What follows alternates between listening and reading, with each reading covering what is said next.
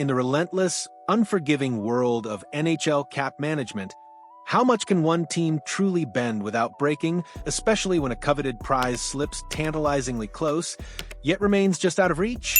The summer sun may be shining brightly, and for many in the hockey world, the focus has shifted to vacations and a brief respite from the relentless grind.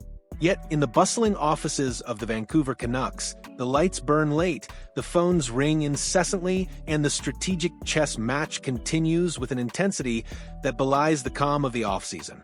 While most general managers might be off to the cottage, as the Athletic's Thomas Drance so aptly put it, the Canucks front office is anything but.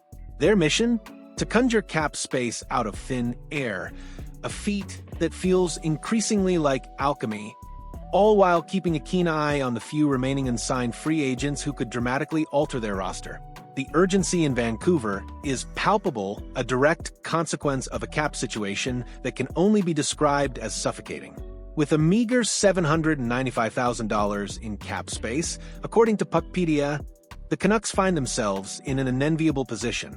This isn't just about making substantial roster additions. It's about the basic operational flexibility required to navigate the grueling 82-game season. A single injury call-up from the minors could send them into a cap compliance nightmare, forcing difficult decisions and potentially compromising their on-ice product. It's a tightrope walk without a safety net, a high-stakes gamble where every dollar counts, and every decision carries monumental weight. Yet, despite these severe financial shackles, the Canucks are reportedly still in the hunt, their gaze fixed on a particular player who has also caught the attention of a familiar rival, the Toronto Maple Leafs. This isn't just about signing a player. It's about a strategic battle for talent, a test of wills and financial ingenuity in an increasingly competitive league. So, who is this elusive target that has both the cap-strapped Canucks and the ever-ambitious Maple Leafs vying for his services? Enter Jack Roslovic, a 28-year-old winger whose recent performance with the Carolina Hurricanes saw him net 22 goals and 39 points last season. Roslovic, a player with a history of higher earnings, having previously signed an $8 million deal with the Columbus Blue Jackets in 2022, represents a tantalizing blend of offensive upside and potential value. He's a proven top-six forward who can contribute scoring and playmaking, making him an attractive option for any team looking to bolster its attack without breaking the bank on a long-term, high-cost contract. For the Canucks, acquiring a player of Roslovic's caliber would be a significant coup, a testament to their ability to attract talent even under duress. For the Maple Leafs, he represents another piece in their relentless pursuit of a championship, a versatile forward who could add another layer of offensive punch. The competition for Roslovic highlights the stark contrast in financial flexibility between these two Canadian rivals. The Toronto Maple Leafs, with a more comfortable $5.3 million in cap space, are in a far better position to simply sign Roslovic outright. They have the immediate financial runway to accommodate his likely contract demands without having to perform intricate roster gymnastics. This gives them a significant advantage, allowing them to act swiftly and decisively if they choose to pursue him aggressively. The Canucks, on the other hand, face a far more arduous path. While they could technically exceed the cap before the season begins, doing so would necessitate immediate and impactful roster moves to become cap-compliant before opening night. This means any acquisition of Roslovic would likely be contingent on shedding salary first, turning a straightforward signing into a complex, multi-step transaction. It's a frustrating reality for Vancouver, forced to play a game of financial chicken while Toronto enjoys the luxury of direct negotiation. The question then becomes, how did the Vancouver Canucks find themselves in such a precarious financial predicament? The answer lies in a series of strategic, albeit expensive, decisions made over the past few seasons. The team has committed significant long-term money to its core players, recognizing the importance of locking down their foundational talent.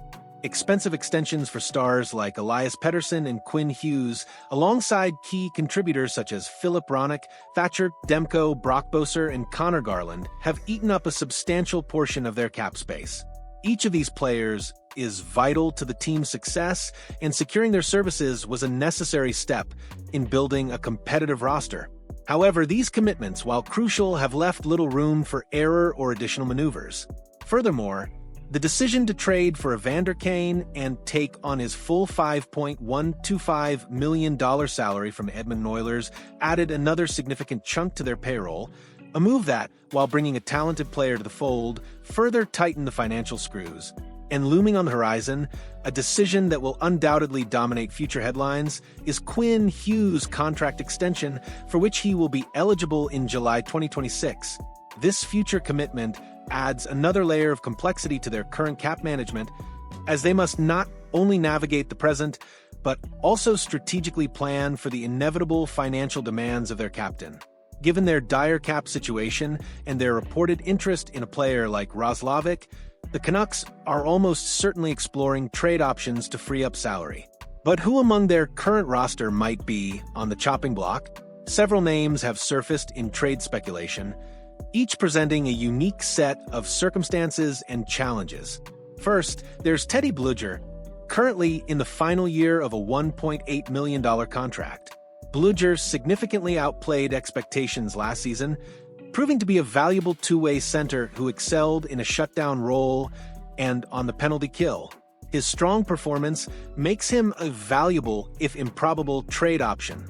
The challenge here is that he'll be due a raise at the end of the season, and while his current contract is manageable, the Canucks might be hesitant to commit more long-term money given their cap constraints. Trading him now, while his value is high, could net them a decent return and free up immediate cap space, but it would also mean losing a reliable veteran presence who contributed significantly to their success. It's a classic sell-high dilemma, balancing immediate financial relief with the loss of a proven commodity. Next, we have Nils Höglander, who is set to begin a new 3-year, $9 million contract. Höglander's situation is more complex. After signing his extension, he had a somewhat disappointing offensive season, which could potentially hurt his trade value. While he brings energy and a tenacious forecheck, his production didn't quite match the expectations set by his new deal.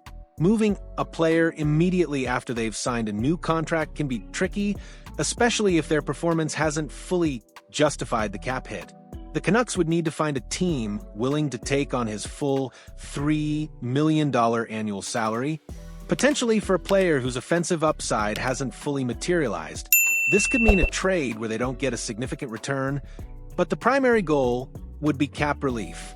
Finally, there's Dakota Joshua, who has 3 years left on his contract at $3.25 million annually. Joshua is a physical forward who can play a grinding, impactful game. However, his performance last season was affected by a significant personal challenge, as he struggled a bit after returning from testicular cancer. This factor adds a layer of sensitivity and uncertainty to any potential trade. While his contract term and cap hit might be attractive to some teams looking for a middle six forward with a physical edge, his recent health issues could give pause. For the Canucks, trading Joshua would free up a substantial amount of cap space over the next 3 seasons, offering more long-term flexibility than Blueger's expiring deal. However, it would also mean parting with a player who, when healthy, can be a valuable asset in their bottom 6. The strategic implications of these potential moves are profound for the Vancouver Canucks. If they manage to acquire Jack Roslovic, even after shedding salary, it would demonstrate an impressive ability to navigate extreme financial constraints and still improve the roster. Roslovic's scoring touch would add much-needed offensive depth, potentially elevating their top 6 forward group.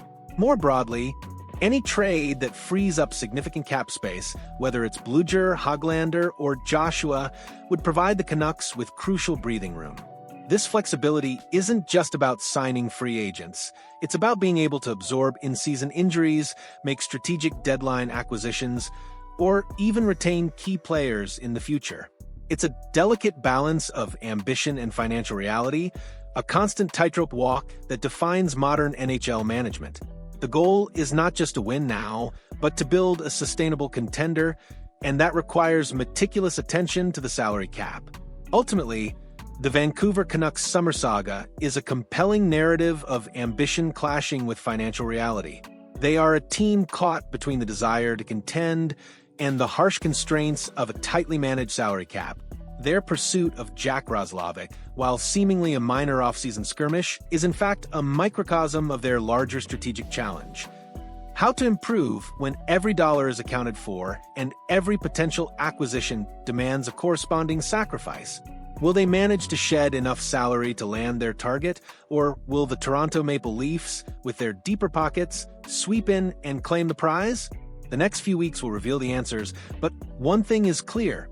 The Canucks front office is playing a high-stakes game of financial chess, and the outcome will undoubtedly shape their fortunes for the upcoming season and beyond.